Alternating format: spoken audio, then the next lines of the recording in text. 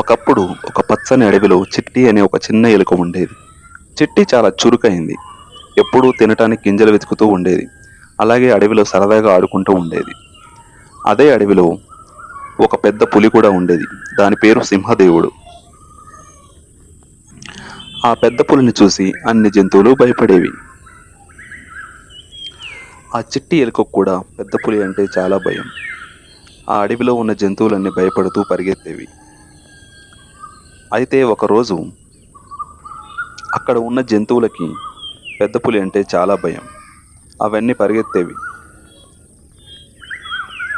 ఒకరోజు చిట్టి ఎలుక తన గుహలకు తిరిగి వెళ్తుండగా పొరపాటున పులి గుహలకు ప్రవేశించింది. పులి అప్పుడే నిద్రలో ఉంది. చిట్టి కాళ్ళకు ఉన్న ఇసుక పులికి తగలడంతో పులి నిద్ర లేచింది.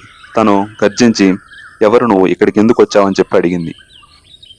చిట్టి అందుకు నేను పొరపాటున వచ్చానని చెప్పింది. పులి తనని జాలిగా చూసి వదిలేసింది. ఇంత చిన్నదానివి, నేను తింటే ఒక చిన్న ముక్క కూడా కావు అని చెప్పి వదిలేసింది. అయితే ఒకరోజు పులి వేటగాడు పడిన వలలో చిక్కుకుంది. ఎంత ప్రయత్నించినా బయటికి రాలేకపోయింది.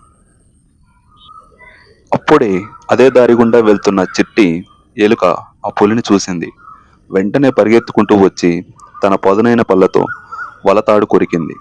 కొద్దిసేపట్లో వల అంతా తెగిపోయింది.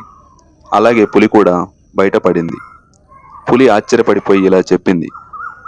చిట్టి, నిన్ను నేను చిన్నదానిగా భావించాను, కానీ నువ్వు చేసిన సహాయం ఎంతో గొప్పది.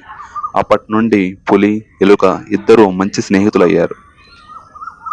చిన్నవాడైనా సహాయం చేసే మనసుంటే గొప్పవాడవుతాడు. ఎవరిని తక్కువ అంచనా వేయకూడదు.